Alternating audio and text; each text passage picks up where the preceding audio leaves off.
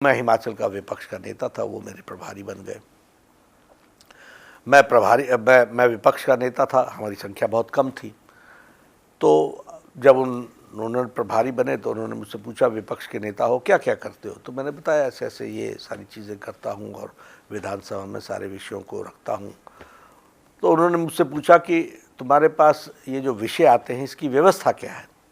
तो मैंने उनसे कहा कि अखबारों को और इवेंट्स को मैं नोट करता हूँ, मेरा ऑफिस है उसको नोट करता है, उसमें से महत्वपूर्ण विषय निकालता हूँ और उसी समय से अगले सत्र के लिए प्रश्न डिस्कशन, इसके लिए हम स्ट्रैटेजी बनाना शुरू कर देते हैं। फिर अपने लोगों में उसको बांटते हैं और कुछ विषय मैं उठाऊंगा, कुछ महत्व के विषय हमारे साथी उठाएंगे, इस तरीके से वो करते हैं। उनका आपका संवाद कैसे होता है? मैंने कहा संवाद तो विधानसभा के अंदर ही होता है।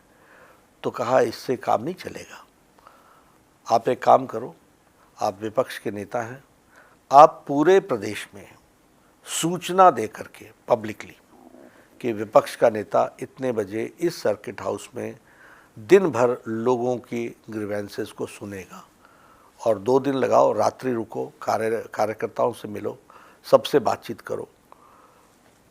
मैंने कहा ठीक है जी। तो ध्यान में आया कि कितने कितने इश्यूज सामने आए, किसानों के इश्यूज आए, सर्विस करने वालों के इश्यूज आए, सिक्योरिटी का इशू आया,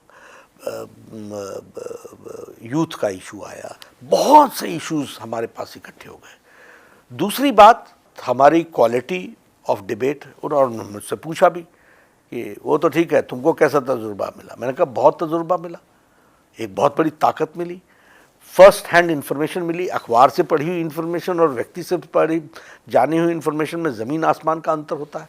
रेगुलर कांटेक्ट पॉइंट बन गया, उनको हम कुछ भी बोलना हो तो हमको। तो मैंने देखा कि उसके बाद 1 साल के अंदर विपक्ष के नेतृत्व का और भारतीय जनता पार्टी का रेलेवेंस बहुत तीव्र गति से बढ़ा।